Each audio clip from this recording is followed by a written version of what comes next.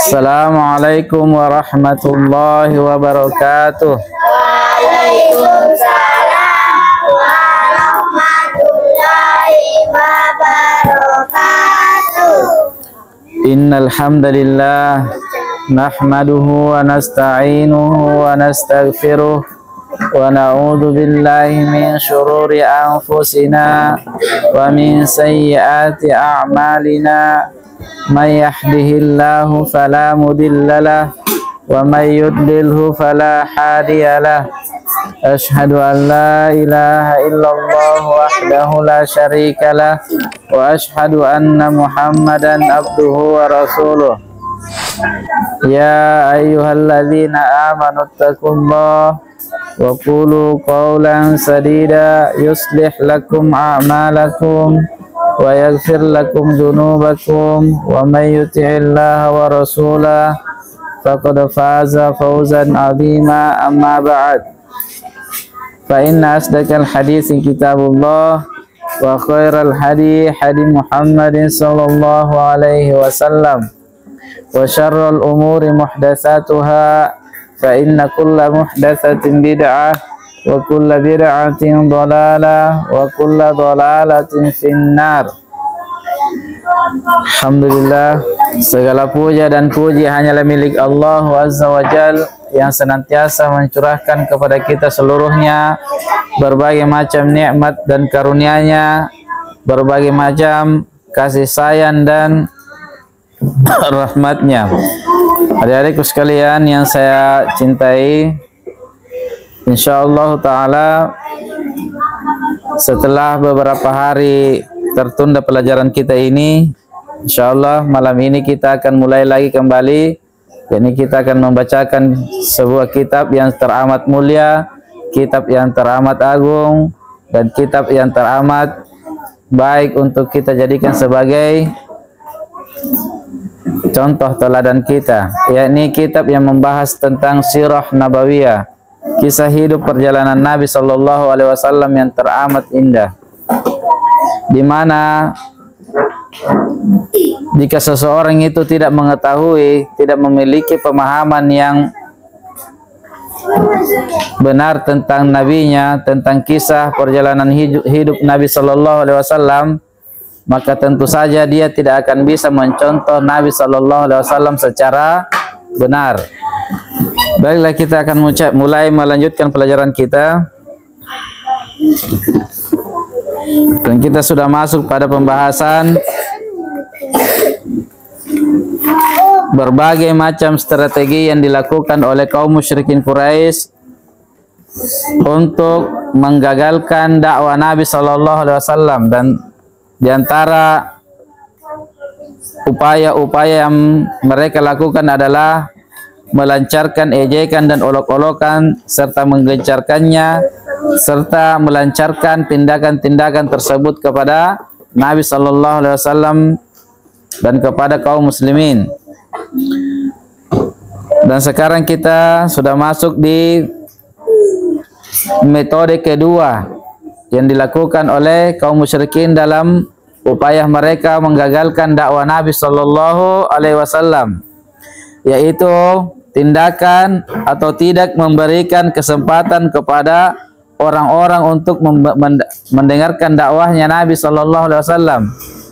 Jadi mereka senantiasa menghalang-halangi dakwahnya Nabi Shallallahu Alaihi Wasallam dengan cara mencegah manusia dari mendengarkan dakwahnya Nabi Shallallahu Alaihi Wasallam. Mereka benar-benar berupaya mematahkan dakwah Nabi Shallallahu Alaihi Wasallam, mengganggu untuk menciptakan kekacauan dan kegaduhan, serta mengusir manusia setiap kali melihat Nabi Shallallahu Alaihi Wasallam. Jadi setiap kali mereka melihat Nabi Shallallahu Alaihi Wasallam, mereka pun mengusir orang-orang yang ingin didakwahi oleh Nabi Shallallahu Alaihi Wasallam. Ketika Nabi Shallallahu Alaihi Wasallam bersiap untuk melakukan dakwah, mengajak beribadah kepada Allah Subhanahu wa taala, Mereka juga tidak memberikan kesempatan sedikit pun kepada Nabi sallallahu alaihi wasallam untuk menjelaskan apa yang harus Nabi sallallahu alaihi wasallam dakwahkan. Mereka benar-benar bahu membahu untuk melakukan semua itu, untuk menghalangi manusia dari mendengarkan dakwahnya Nabi sallallahu alaihi wasallam. Hal ini diceritakan oleh Allah Subhanahu wa taala dalam surah Fussilat ayat 26. Allah Subhanahu wa taala berfirman, "Wa qala alladziina kafaru la tasma'u li hadzal Qur'an walghaw fihi la'allakum taghlibun." Dan orang-orang yang kafir itu berkata, "Janganlah kalian mendengarkan Al-Quran itu dengan sungguh-sungguh dan buatlah gaduh padanya supaya kalian dapat mengalahkan mereka." Jadi mereka saling bersepakat untuk mereka mengacaukan Al-Quran. Mereka membuat gaduh terhadap Al-Quran. Mereka tidak ingin manusia mendengarkan Al-Quran ini dibacakan secara sungguh-sungguh. Mereka mencampur adukkannya dengan suara-suara yang lain. Mereka benar-benar melakukan itu semua dengan penuh kekerasan dan kekejaman. Jadi mereka melakukan tindakan yang seperti itu dengan cara yang keras dan kejam terhadap Nabi sallallahu alaihi wasallam. Hingga turun surah Al-Quran yang memungkinkan bagi Nabi sallallahu alaihi wasallam untuk membacanya di tempat-tempat perkumpulan mereka, yaitu Nabi sallallahu alaihi wasallam membaca surah An-Najm. Dengarkan baik-baik adik-adikku sekalian, ada sebuah kisah yang sangat indah dan menarik ketika Nabi sallallahu alaihi wasallam membaca surah An-Najm di hadapan kaum musyrikin Quraisy. Jadi ketika itu Nabi sallallahu alaihi wasallam telah melakukan salat di Ka'bah di hadapan kumpulan orang-orang musyrik Quraisy, termasuk di dalamnya ada di situ pentolan-pentolannya kaum musyrikin, tokoh-tokohnya kaum musyrikin. Maka ketika Nabi sallallahu alaihi wasallam membacakan surah An-Najm kepada mereka, ketika Nabi sallallahu alaihi wasallam bacakan surah An-Najm kepada mereka, maka ketika Nabi sallallahu alaihi wasallam telah sampai pada ayat-ayat sajadah, maka Nabi sallallahu alaihi wasallam pun sujud. Maka tiba-tiba semua orang yang ada di situ, baik itu kaum musyrikin maupun orang-orang beriman, semuanya sujud mengikuti Nabi sallallahu alaihi wasallam. Mereka ketika mendengarkan ayat-ayat Al-Quran yang dibacakan oleh Nabi sallallahu alaihi wasallam, seluruhnya terdiam. Orang musyriknya pun terdiam karena mereka terpukau, mereka sangat terpukau terhadap keindahan bacaan Al-Quran yang dibacakan oleh Nabi sallallahu alaihi wasallam. Mereka terdiam dan menikmati bacaan tersebut, sehingga ketika Nabi sallallahu alaihi wasallam sujud, mereka tidak menyadarkan diri mereka, mereka ikut sujud bersama Nabi sallallahu alaihi wasallam. Coba bayangkan adik-adikku sekalian, kaum musyrikin yang mereka membenci Nabi semuanya ikut sujud. Betapa indah Al-Quran itu ketika dibaca, dan betapa indah Al-Quran itu ketika manusia mengetahui makna-makna dari Al-Quran itu yang dibacakan. Mungkin kita tidak terlalu merasa indah karena kita tidak memahami maknanya, tidak mengerti apa kandungannya. Namun orang-orang Arab terdahulu, mereka sangat mengetahui apa makna-makna yang terkandung dalam Al-Quran, sehingga mereka betul-betul terpukau ketika mendengarkan Al-Quran dibacakan kepada mereka. Jadi mereka semuanya tidak tersadarkan diri ikut sujud bersama Nabi sallallahu alaihi wasallam. Maka tidak lama kemudian, setelah mereka bangkit dari sujud mereka baru tersadarkan. Mereka mengatakan, apakah kita telah sujud kepada Tuhannya Nabi Muhammad sallallahu alaihi wasallam? Apakah kita telah Mengapa kita sujud bersama Nabi sallallahu alaihi wasallam?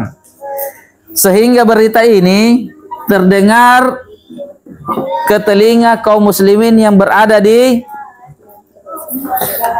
Habasyah. Jadi ketika itu sudah ada kaum muslimin yang melakukan hijrah ke negeri Habasyah. Jadi hijrah pertama yang dilakukan oleh sahabat Nabi sallallahu alaihi wasallam adalah ke negeri Habasyah. Ketika mereka mendengarkan berita ini kurang lengkap, berita itu mengatakan semua orang-orang musyrik Quraisy di Mekah telah masuk Islam karena mereka telah sujud bersama Nabi sallallahu alaihi wasallam, sehingga berita ini mengatakan mereka seluruhnya telah masuk Islam, padahal bohong. Mereka hanya sujud karena terpukau dengan surah yang dibaca oleh Nabi sallallahu alaihi wasallam, bukan karena masuk Islam. Maka mereka pun sangat gembira, kaum muslimin yang tertindas yang berada di negeri Habasyah itu gembira semuanya. Mereka pun segera berkemas, menyiapkan semua perbekalannya, pakaiannya, semua barang-barangnya untuk kembali ke Mekah, karena mereka rindu terhadap kampung halaman mereka, sangat merindukan Mekah. Dan yang paling mereka rindukan adalah duduk bersama di sisi Nabi sallallahu alaihi wasallam untuk mendengarkan wejangan-wejangan Nabi, untuk mendengarkan petuah-petuahnya Nabi, untuk mendengarkan nasihat-nasihat Nabi sallallahu alaihi wasallam. Mereka sangat merindukan ini, sehingga mereka tidak bisa menahan kerinduan ini. Segera mereka pulang ke Mekah. Sebelum mereka masuk ke Mekah, barulah mereka mengetahui berita yang sebenarnya, bahwa mereka itu sujud di belakangnya Nabi bukan karena masuk Islam, tetapi mereka terpukau dengan bacaan-bacaan Al-Quran yang dibaca oleh Nabi sallallahu alaihi wasallam. Sehingga di antara mereka ada yang kembali ke negeri Habasyah, dan di antara mereka ada yang lanjut masuk ke Mekah dengan meminta perlindungan dari orang-orang.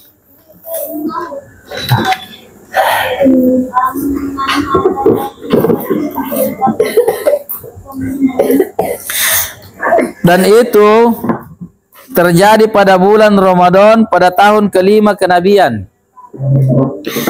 Jika mendengar Nabi sallallahu alaihi wasallam telah membacakan Al-Quran di dalam solatnya, dan kebanyakan apa yang beliau baca adalah ketika solat lail, solat malam, mereka mencela Al-Quran. Mereka juga mencela Allah Subhanahu wa taala yang menurunkan Al-Quran, dan mereka juga mencela orang yang membacanya, orang yang membawanya, yakni Nabi sallallahu alaihi wasallam. Coba lihat, orang musyrik itu betul-betul besar sekali kebenciannya terhadap Nabi sallallahu alaihi wasallam. Kalau mereka mendengar Al-Quran itu dibacakan, dia celah Al-Quran, dia celah Allah Subhanahu wa taala yang berfirman, dan dia celah Nabi sallallahu alaihi wasallam yang membawa Al-Quran. Hal ini Allah Subhanahu wa taala jelaskan dalam surah Al-Isra ayat 110. Allah Subhanahu wa taala berfirman, wala tajhar bisolatika wala tukhafit biha wabtagi baina dzalika sabila. Dan janganlah kamu mengeraskan suaramu dalam solatmu, dan jangan pula merendahkannya, dan ambillah jalan tengah-tengah di antara keduanya itu. Jadi Allah Subhanahu wa taala melarang Nabi sallallahu alaihi wasallam untuk terlalu mengeraskan bacaannya. Kenapa? Karena kalau mereka sampai mendengarkan bacaan Al-Quran yang dibaca oleh Nabi, mereka akan mencela-cela Al-Quran, mereka akan mencela Allah, dan mereka mencela Nabi sallallahu alaihi wasallam. Sehingga Allah Subhanahu wa taala melarangnya. Dan jangan juga terlalu merendahkannya. Jangan juga terlalu mengecilkannya. Baca pertengahan.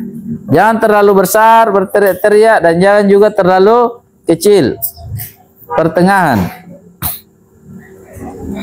Kemudian pergilah An-Nadr bin Al-Harith, salah seorang musyrik Quraisy, ke Hirah dan Syam.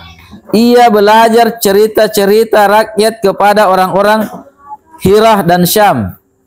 Jadi orang ini dia ingin menandingi Al-Quran yang dibawa oleh Nabi sallallahu alaihi wasallam. sehingga dia pun harus ke tempat-tempat yang lain untuk bisa di sana mempelajari kisah-kisah orang-orang kuno. Dia ingin mempelajari kisah-kisah dongeng di negara-negara orang untuk dia bawa pulang ke Mekah kisah itu untuk diceritakan kepada orang-orang supaya dia bisa menandingi Al-Quran. Jadi orang ini, Al-Harith ini, dia pergi ke negeri Hirah dan Syam untuk mempelajari kisah-kisah orang-orang terdahulu dari mereka untuk dia bisa menandingi Al-Quran. Maka setelah sampai di negeri tersebut, mereka pun bercerita tentang raja dan pemimpin-pemimpin mereka seperti Rustum dan Isfandiar. Ketika telah kembali, jadi ketika Al-Harith ini telah kembali ke Mekah, mulailah An-Nadr Al-Harith ini menggelar pertemuan dan majelis-majelis. Ia ceritakan kepada manusia berbagai kisah untuk memalingkan manusia dari dakwah Nabi sallallahu alaihi wasallam. Jadi dia juga berkisah. Al-Quran kan kebanyakan yang di Al-Quran itu adalah kisah orang-orang yang terdahulu yang Allah Subhanahu wa taala ceritakan. Jadi kebanyakan kisah yang dibawakan oleh Nabi sallallahu alaihi wasallam yang dibacakan di dalam Al-Quran itu adalah kisah orang-orang yang terdahulu, atau kebanyakan yang disebutkan oleh Allah Subhanahu wa taala di dalam Al-Quran itu adalah kisah orang-orang terdahulu. Bagaimana kejadian orang-orang terdahulu itu?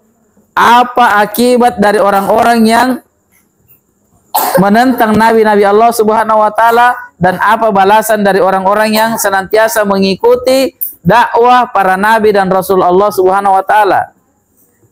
Dikisahkan di dalam Al-Qur'an kisah Nabi Ibrahim, kisah Nabi Nuh, kisah Nabi Isa, Nabi Musa, dan banyak lagi nabi-nabi dan Rasulullah Subhanahu wa taala yang diceritakan dalam Al-Qur'an. Agar supaya manusia bisa mengambil ibrah, hikmah, dan bisa mengambil pelajaran dari kisah tersebut. Sehingga dia, Al-Harith ini, ingin menyaingi kisah-kisah yang berada dalam Al-Quran. Dia pergi mempelajari kisah-kisah orang terdahulu di negeri-negeri Syam, yang kebanyakan kisah itu adalah dongeng, tidak benar. Beda yang dikisahkan Allah Subhanahu wa taala dalam Al-Quran, semuanya benar, nyata, dan pernah terjadi. Tidak ada yang mengingkarinya. Semua yang dikisahkan dalam Al-Quran pernah terjadi. Kisahnya Nabi Nuh pernah terjadi, bumi pernah tenggelam karena orang-orang musyrik Quraisy, karena orang-orang kafir yang menentang dakwahnya Nabi Nuh. Kisahnya Nabi Musa pernah terjadi, lautan pernah terbelah dan Fir'aun bersama tentaranya tenggelam di lautan. Pernah terjadi. Tidak ada yang mengingkari kisah ini. Kisahnya Nabi Ibrahim yang dilempar ke dalam api. Api menjadi penyelamat untuk Nabi Ibrahim. Nabi Ibrahim tidak terbakar. Nabi Ibrahim alaihissalam tidak terbakar oleh api itu. Kisah ini pernah terjadi. Jadi beda sekali dengan kisah yang dibawakan oleh Al-Harith ini. Kisah dongeng, kisah palsu. Beda sekali dengan kisah yang Allah Subhanahu wa taala ceritakan dalam Al-Quran. Jadi dia ingin menyaingi Nabi sallallahu alaihi wasallam dengan menceritakan kisah-kisah palsu yang dia bawa dari negeri-negeri tersebut. Kemudian jika dia, Al-Harith ini, mendengarkan ada majelis yang di sana telah duduk Nabi sallallahu alaihi wasallam untuk memberi peringatan agar manusia beribadah kepada Allah semata, ia pun langsung menggeser posisi Nabi sallallahu alaihi wasallam dalam majelis itu. Ia singkirkan Nabi sallallahu alaihi wasallam.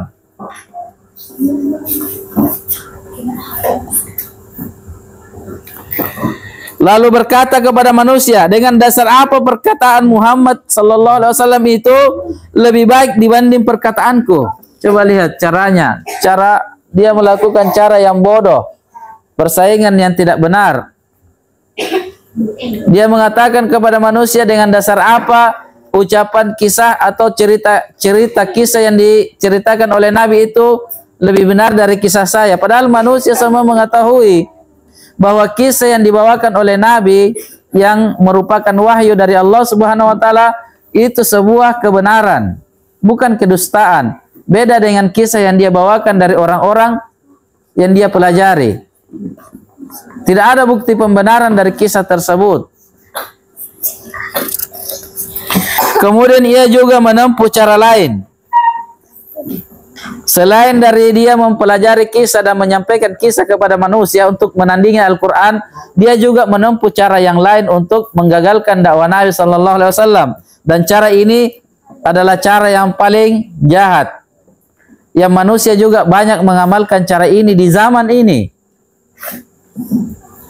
Di antaranya, dia membeli seorang budak wanita yang pandai menyanyi.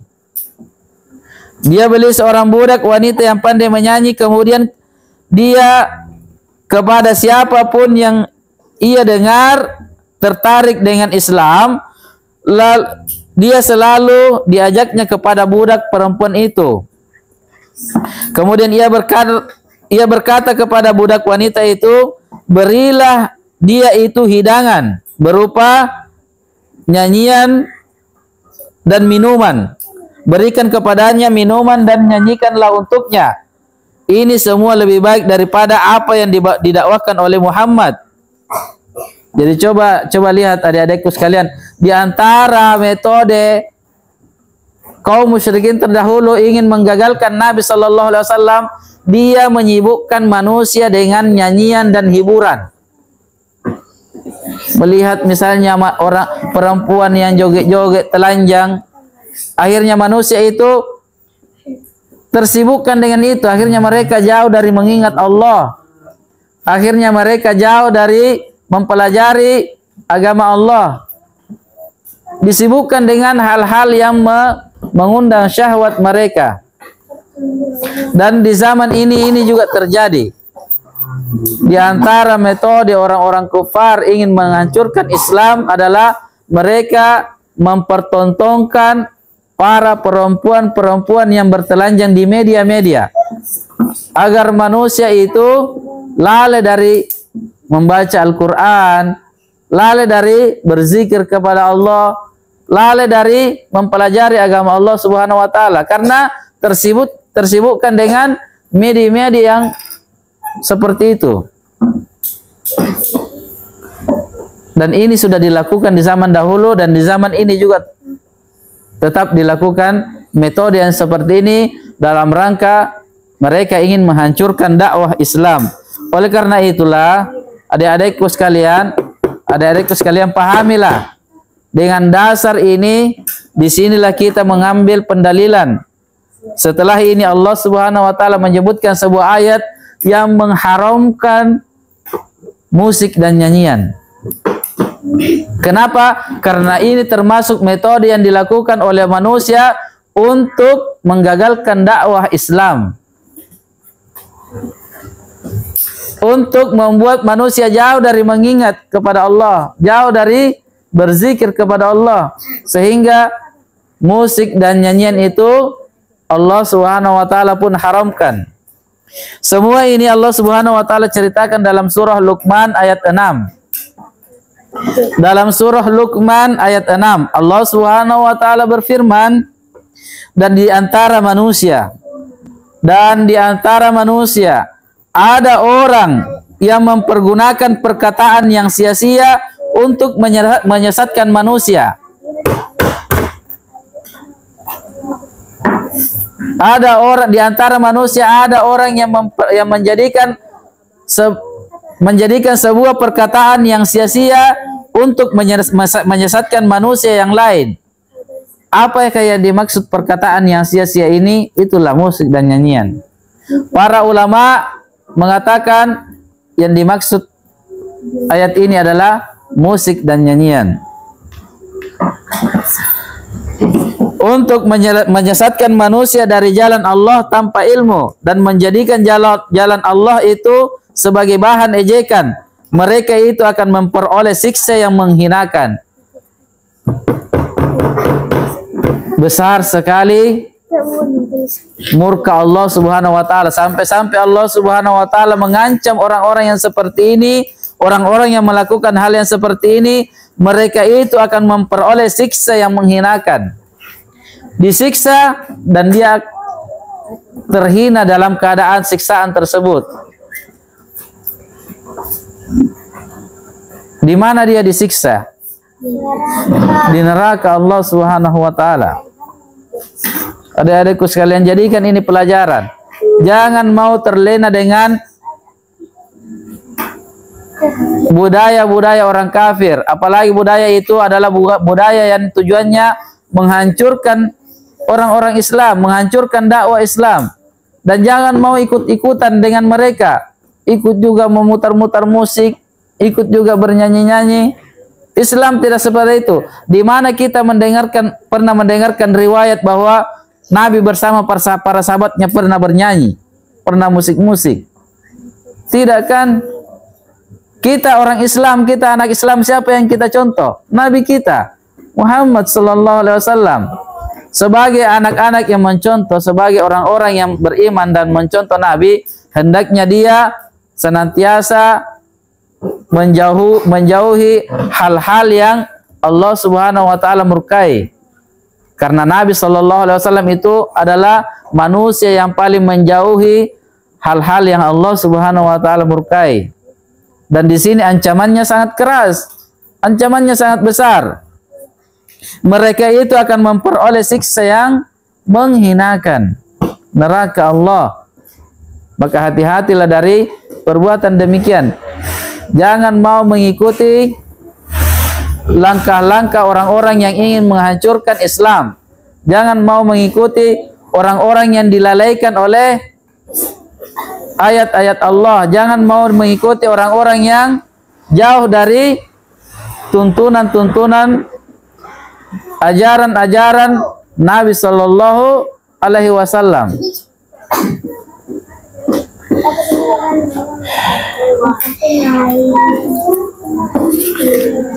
Baik, sampai di sini dulu adik-adikku sekalian. Subhanakallahumma wa bihamdik, asyhadu an la ilaha illa anta, astaghfiruka wa atubu ilaik.